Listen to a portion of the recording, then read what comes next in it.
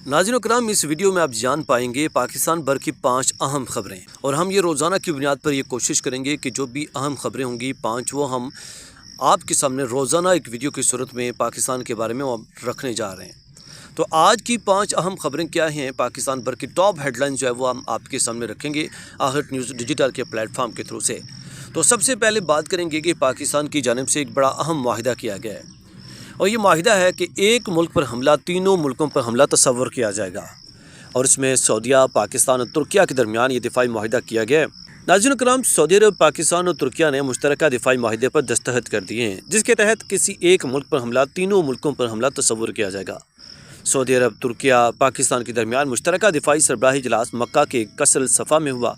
जिसमें सऊदी अरब की जानिब से वली अहद मोहम्मद बिन सलेमान, तुर्किया के सदर तैयब एर्दोगान और पाकिस्तान की जानिब से वज़ीर-ए-आज़म शहबाज शरीफ शरीक हुए। तर्जुमान दफ्तर ख़ारजा के मुताबिक इजलास में सऊदी अरब, तुर्किया और पाकिस्तान की जानिब से मुश्तरका दिफाई माहिदे पर दस्तखत किए गए, और माहिदे को मक्का डिफेंस ज्वाइंट एग्रीमेंट का नाम दिया गया है। सऊदी वली अहद मोहम्मद बिन सलेमान, वज़ीर-ए-आज़म शहबाज शरीफ और तुर्क सदर रजब तैयब एर्दोगान ने दिफाई माहिदे पर दस्तखत किए हैं। नाज़रीन, दफ्तर ख़ारजा के तर्जुमान ने उधर कहा कि माहिदे के तहत तीनों मुल्कों में से किसी एक पर हमला तीनों पर हमला तस्वर किया जाएगा। माहिदे का मकसद किसी भी जारहियत के ख़िलाफ़ मुश्तरका दिफाई सलाहियत को मजबूत बनाना है। सऊदी अरब, तुर्की और पाकिस्तान के दरमियान दिफाई ताउन को फ़रोग़ दिया जाएगा। याद रहे कि वज़ीर-ए-आज़म शहबाज शरीफ गुज़श्ता रोज़ पाकिस्तानी वफ़द के हमरा सऊदी अरब पहुँचे थे, जबकि तुर्क सदर रजब तैयब एर्दोगान आज ही मक्का पहुँचे थे। इससे कबल पाकिस्तान की जानिब से भी इस वाले से भरपूर बात भी की गई, और पाकिस्तान सऊदी अरब ने दिफाई माहिदा किया था, और जिसके तहत जो है ये एग्रीमेंट किए गए थे। लेकिन अब ये जो माहिदा है वो अब इसमें एक और मुल्क जो है वो शामिल कर लिया गया, और जिसमें अब तीनों मुल्कों पर, मतलब तीनों मुल्कों में से किसी एक मुल्क के ऊपर भी अगर हमला किया जाता है तो तीनों मुल्कों के ऊपर यह हमला जो है वो तस्वर किया जाएगा। इसके अलावा ख़बर यह है जी कि अरबों डॉलर्स की आलमी मेडिकल सनद पाकिस्तान के लिए नुमायाँ मकाम हासिल करने का बेहतरीन मौका है। नाज़रीन कराम, ज़राए का कहना है कि बैनुल-अक़वामी तरबियत याफ्ता तिबी माहिरीन इलाज के नुमायाँ तौर पर कम अखराजात और एस्थेटिक मेडिसिन में अपनी बढ़ती शोहरत से मौसर अंदाज में फ़ायदा उठाते हुए पाकिस्तान आलमी मेडिकल टूरिज़म की मुनाफा बख्श सनत में नुमायाँ मकाम हासिल कर सकता है।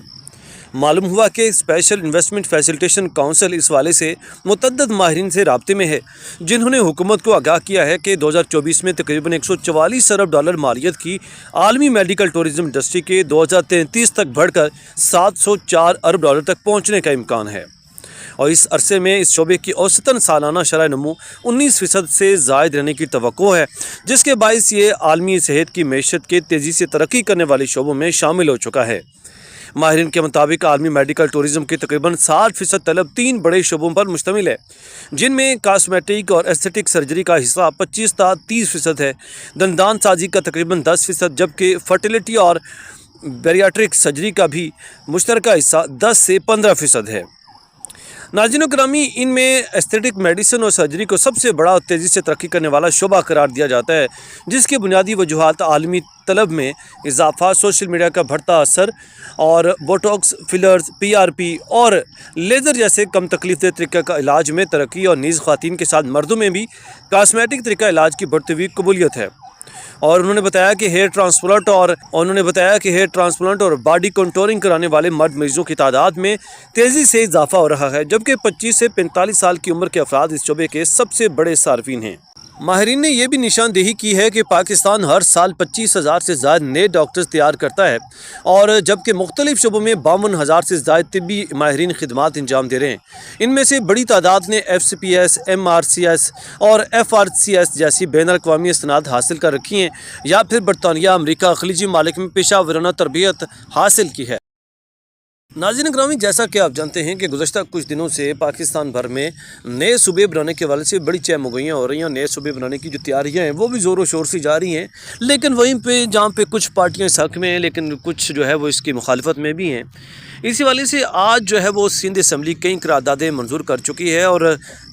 वज़ीर आला मुराद अली शाह की जानिब से इस पर बड़ा एक दो टोक मौक़िफ़ मंजर आम पर आया है। वज़ीर आला मुराद अली शाह ने कहा जी कि मज़ीद सूबे नहीं बन सकते। उन्होंने कहा जी कि सिंध असम्बली कई करारदादें मंजूर कर चुकी है, और مائننگ ٹیکنیکل کانفرنس 2026 میں شرکت کے بعد میڈیا سے گفتگو کرتے ہوئے مراد علی شاہ نے کہا کہ آئین پاکستان میں نئے صوبوں کے قیام کا واضح طریقہ کار موجود ہے، جس کے تحت متعلقہ صوبائی اسمبلی کی 2/3 اکثریت سے قرارداد کی منظوری لازمی ہے۔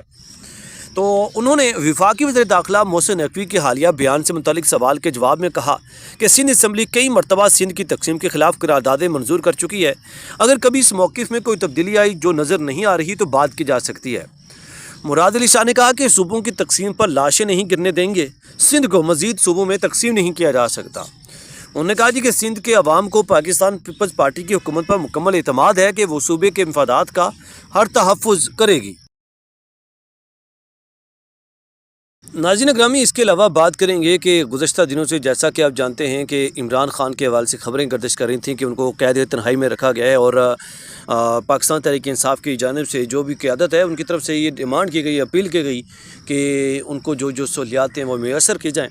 لیکن اس پہ جو ہے ایک آفیشیل بیان بھی منظر عام پر آیا ایڈوکیٹ جنرل اسلام آباد کی جانب سے، اور انہوں نے کہا کہ عمران اور بشرا قید تنہائی میں نہیں ہیں، انہیں B کلاس سے بہتر سہولیات حاصل ہیں۔ اسلام آباد ایڈوکیٹ جنرل نوید حیات ملک نے کہا کہ عمران خان اور بشرا بی بی تنہائی میں نہیں ہیں اور انہیں B کلاس سے بہتر سہولیات حاصل ہیں۔ اسلام آباد ہائی کورٹ کے جسٹس خادم حسین سومرو نے بانی پی ٹی آئی اور بشرا بی بی کی مبینہ قید تنہائی کے خلاف درخواستوں پر سماعت کی، جہاں پٹیشنرز کی جانب سے بیرسٹر سلمان صفدر پیش ہوئے، اور ایڈوکیٹ جنرل اسلام آباد نوید حیات ملک نے عدالت کو بتایا کہ سپرنٹنڈنٹ اڈیالہ جیل بھی عدالت میں موجود ہیں اور ان کی جانب سے رپورٹ بھی جمع کرا دی گئی ہے۔ ایڈوکیٹ جنرل نے کہا کہ بانی پی ٹی آئی اور بشرا بی بی کو قید تنہائی میں نہیں رکھا گیا، بلکہ انہیں B کلاس سے بھی بہتر سہولیات فراہم کی جا رہی ہیں۔ سیکورٹی کی وجہ سے پٹیشن کو دیگر قیدیوں سے ملنے نہیں دیا جا رہا، جسے یہ قید تنہائی کہتے ہیں۔ جیل سپرنٹنڈنٹ ساجد بیگ نے کہا کہ قید تنہائی میں قیدی کو 24 گھنٹے سیل میں بند رکھا جاتا ہے، تاہم عمران خان کے معاملے پر ایسی صورتحال نہیں ہے، اور انہیں 7 سیلز پر مشتمل کمپاؤنڈ میں آزادانہ نقل و حرکت کی سہولت حاصل ہے، جبکہ ایک سزا یافتہ مشقتی بھی مستقل بانی پی ٹی آئی کے ساتھ موجود رہتا ہے، جہاں سپرنٹنڈنٹ اڈیالہ جیل کے مطابق بانی پی ٹی آئی کو ٹی وی، اخبارات اور کتب کی سہولت حاصل ہے۔ 2 اخبارات باقاعدگی سے فراہم کیے جا رہے ہیں، اب تک 500 سے زائد کتب بھی فراہم کی گئی ہیں، 9 کتابیں تو حال ہی میں دی گئی ہیں۔ بیرسٹر سلمان صفدر نے اس پہ موقف اختیار کیا کہ سپریم کورٹ کی ہدایت پر وہ بطور فرینڈ آف دی کورٹ بانی پی ٹی آئی سے ملے، اور ملاقات کے دوران ان کی بینائی متاثر نظر آئی۔ عمران خان نے کہا کہ وہ کھانے، سیکورٹی، واش روم سے مطمئن ہیں، اسے بینائی بچا لیں۔ سلمان صفدر کے مطابق انہیں 7 ماہ تک اپنے موکل سے ملاقات کی اجازت نہیں دی گئی، اور چیف جسٹس کی مداخلت کے بعد اپریل میں 65 منٹ کی ملاقات ممکن ہوئی، جس میں سے 60 منٹ بانی پی ٹی آئی نے ذہنی اذیت اور ملاقاتوں پر پابندی کی شکایت کی۔ سلمان صفدر نے ان کے مطابق کہ عمران خان نے کہا کہ ان کی قید تنہائی 22 اور بشرا بی بی کی 24 گھنٹے کی ہے، اور انہوں نے کہا کہ ٹی وی ہے مگر اس پر کوئی چینل نہیں آتا۔ انہوں نے کہا کہ بانی پی ٹی آئی کی 68 سالہ بہن عریمہ خان کو 38 بار اڈیالہ جیل جانے کے باوجود ملاقات کی اجازت نہیں ملی، جبکہ گزشتہ 8 ماہ سے ان کی بیٹوں سے ٹیلی فونی گفتگو بھی نہیں کرائی گئی، اور سائیکولوجیکل ٹارچر جسمانی تشدد سے زیادہ سنگین ہوتا ہے۔ سلمان صفدر نے کہا کہ جیل سپرنٹنڈنٹ کی رپورٹ تو تصدیق کر رہی ہے کہ بانی قید تنہائی میں ہے، عدالت دونوں قیدیوں کو عدالت میں طلب کر کے قید تنہائی سے متعلق معلوم کرے۔ انہوں نے تجویز پیش کی کہ 3 وکلاء پر مشتمل ایک پینل بنایا جائے جو جیل جا کر تعین کرے کہ دونوں قیدیوں کے کیا حالات ہیں۔ عمران خان کی ہفتے میں 1 دفعہ اپنے 2 بیٹوں سے ٹیلی فونی گفتگو کرانے کا بیان حلفی لیا جائے، اور وکیل نے کہا کہ ججز خود بھی جیل جاتے ہیں، آپ نے خود کہا کہ سندھ میں آپ نے جیل کا دورہ کیا، یہ سابق وزیر اعظم اور ایک سیاسی جماعت کے سربراہ کا معاملہ ہے۔ اس پر جسٹس سومرو نے کہا کہ میں ضرور چلا جاتا، لیکن میں میرپور خاص میں سینئر جج تھا اور سینئر جج دورہ کرتا ہے۔ اس پر علیمہ خان نے لکمہ دیا کہ جج صاحب خود چلے جائیں، کیا ہو گیا؟ عدالت نے فریقین کے دلائل سننے کے بعد انہیں تحریری گزارشات اور عدالتی حوالات جات پیش کرنے کی ہدایت کرتے ہوئے کہا کہ اس پر مناسب حکم جاری کیا جائے گا۔ ناظرین کرام، اس کے علاوہ بات کریں گے آزاد کشمیر بھر میں الیکشن کے حوالے سے، چونکہ تیسرا فیز اس وقت جو ہے وہ جاری ہے، اور تیسرے فیز کے الیکشن کی بھرپور تیاریاں زور و شور سے جاری ہیں، اور ایک بڑی خبر منظر عام پر آئی ہے۔ مظفر آباد آزاد کشمیر میں ہونے والے تیسرے مرحلے کے انتخابی شیڈول میں تبدیلی کر دی گئی ہے، اور آزاد کشمیر الیکشن کمیشن نے ڈسٹرکٹ پونچھ اور سدنوتی میں انتخابات ملتوی کرنے کا اعلان کر دیا باقاعدہ طور پر۔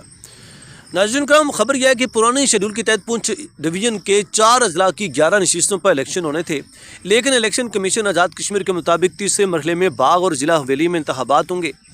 الیکشن کمیشن کا کہنا ہے کہ پونچھ ڈویژن کے 2 اضلاع میں الیکشن ہوں گے، جبکہ 2 میں ملتوی کر دیے گئے ہیں، اور خیال ہے کہ آزاد کشمیر میں پہلے مرحلے کے الیکشن 27 جولائی کو ہوئے تھے، جبکہ دوسرے مرحلے کے انتخابات 2 اگست کو منعقد کیے گئے تھے۔